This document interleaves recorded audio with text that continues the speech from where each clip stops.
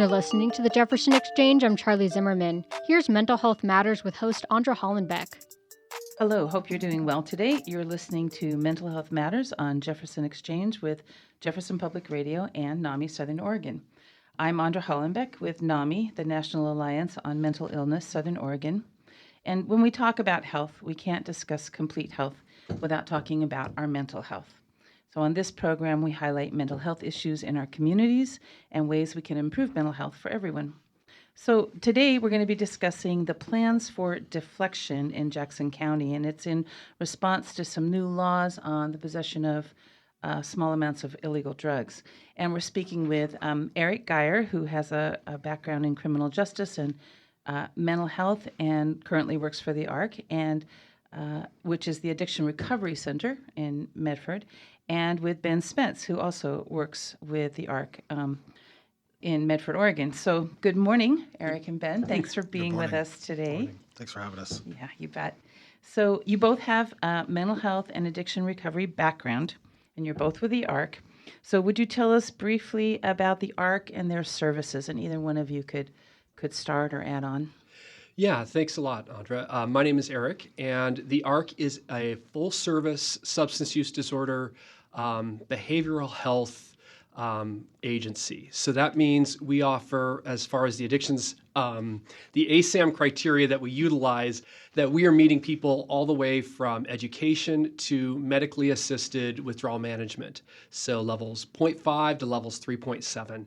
And we have residential programs as well as intensive outpatient programs and medically assisted withdrawal management. So very excited about all of that. Yeah, okay, go ahead. I just wanted you to clarify Sure. that 0.5 to 3. So that's like someone who's maybe just at the beginning stages of addiction to someone who's really enmeshed in it, or what does that exactly mean in that language? So the higher level of care there would be somebody who needs more services.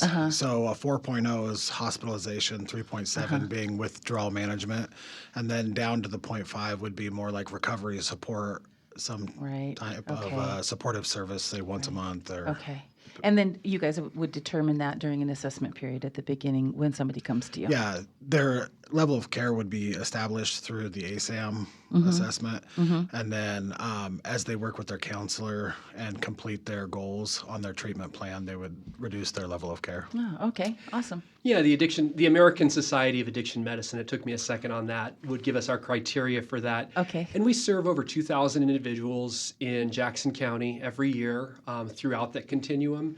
And we have about 160 staff providing services, everybody from master's level counselors to our folks who are peer level and working out on in the community in the Greenway. So, and everything in between. Ah, all right.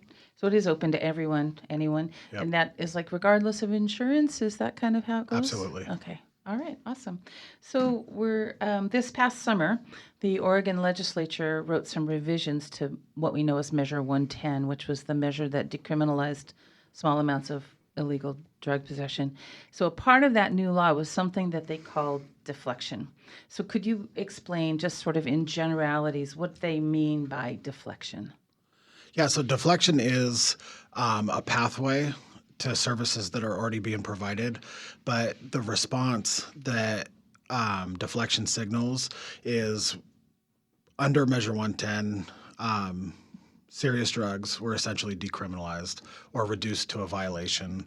And to get rid of that violation, all they had to do was basically a social determinants of health screening, and then it was kind of lost into the oblivion after that. So what deflection does is it actually recriminalizes small amounts of use of harder drugs, and that's up to 1 gram of fentanyl, 2 grams of methamphetamines. And then what deflection does is it offers that person an opportunity to either get what they're calling U misdemeanor, unclassified misdemeanor, or jail time. And so under deflection program, if somebody is eligible and decides to take deflection program, they can participate in actual treatment services and have a chance to have that U misdemeanor expunged.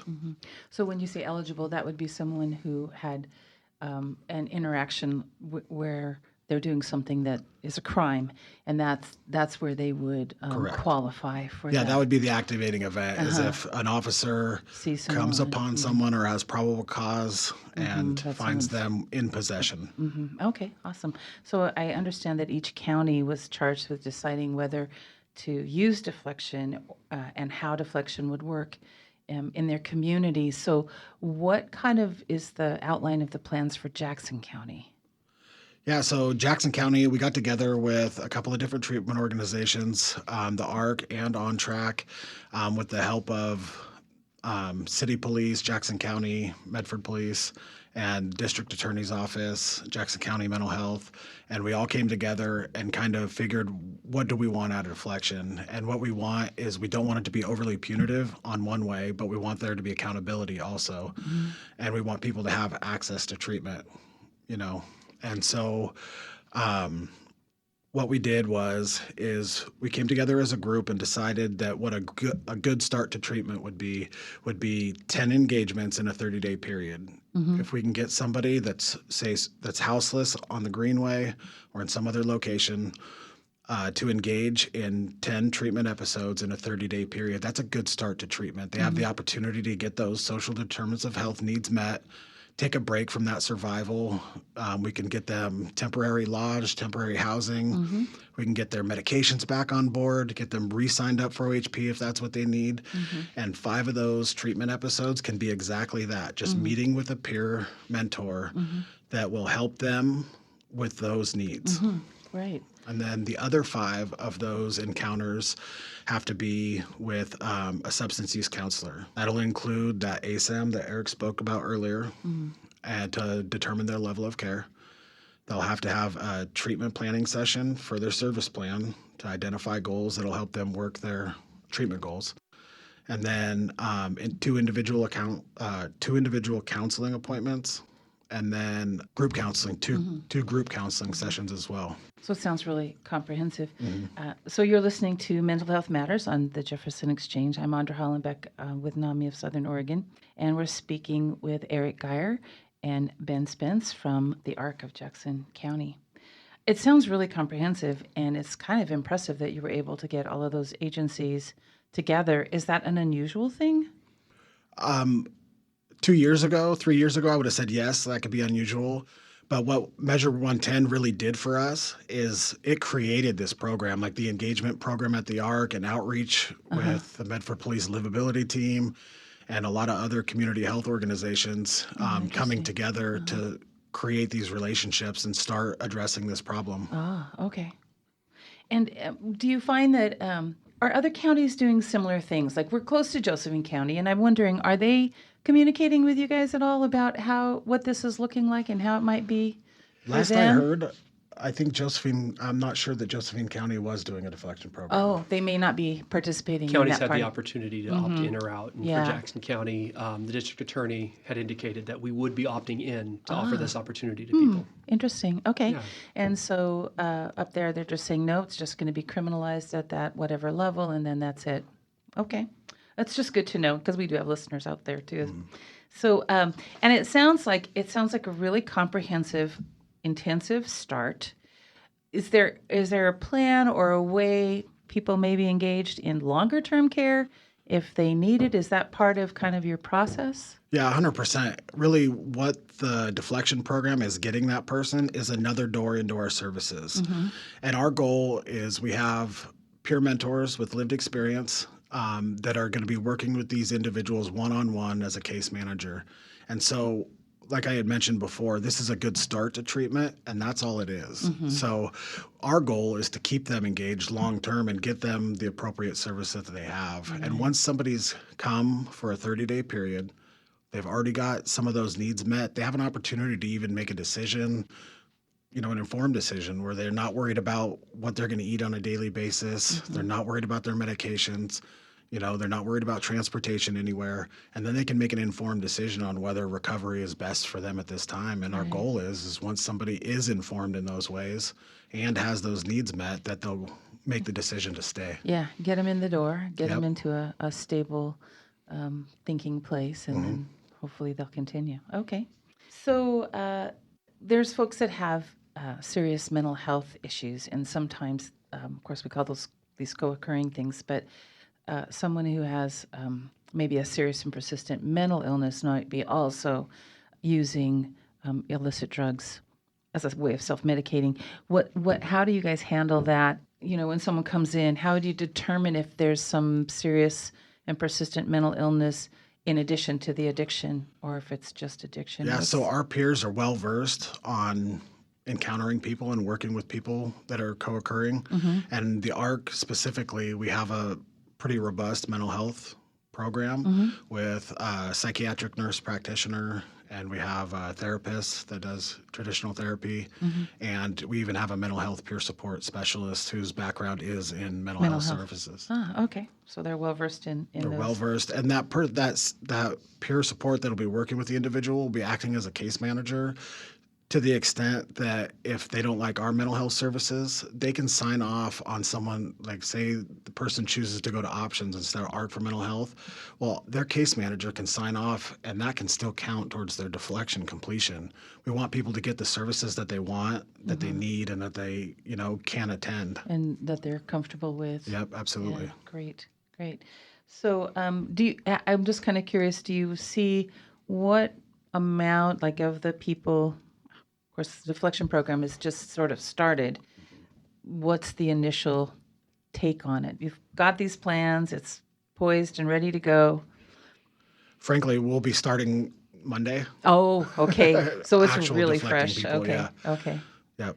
All right, good. I have Well, high hopes. Yeah, it'll be I interesting know to that hear. with the work we've done as far as outreach and trying to engage this community already, we've made a ton of progress. We've really got people access to services that hadn't traditionally been able to. Right.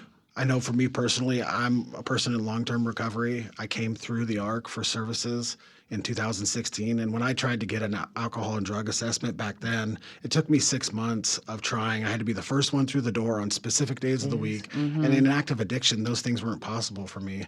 Well, now we have a team of peer mentors that go out into the community. If somebody can't leave, say their tent on the Greenway, we'll get a counselor down there to that tent. They'll do their assessment on the spot and transport them to whatever services they're eligible for after that. Yeah, it sounds like a really good start to solving a very complex issue. Yeah. I guess I want to ask if there's any way, we always, in NAMI, we have family members that are supporters. What would you suggest to loved ones to help their family members through this process, or if they're, if they have a loved one who's struggling with this kind of thing? Well, a lot like how us who suffer from addiction get well, the family needs to take care of themselves first. Okay. Seek resources and services, and that's going to be your best input.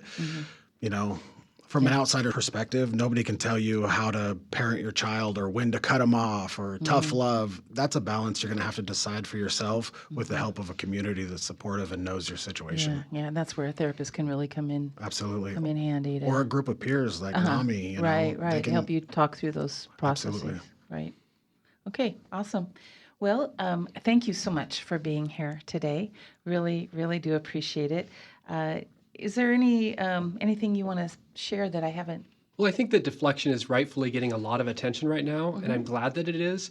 But we've had a program in place since really Measure 110 in terms of the funding that was able to support the ability to outreach different individuals, support people as they came through the door, so that it wasn't like Ben was telling his story of 2015 and 16.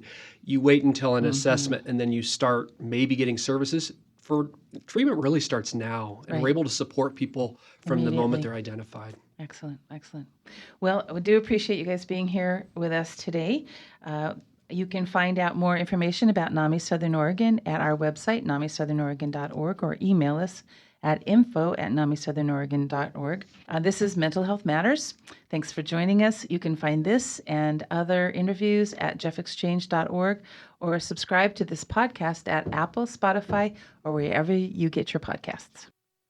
You're listening to the Jefferson Exchange. I'm Charlie Zimmerman. I'd like to remind our audience that we're in the midst of our fall fund drive. The Jefferson Exchange and the excellent local journalism produced by our reporters would not be possible without the support of listeners like you.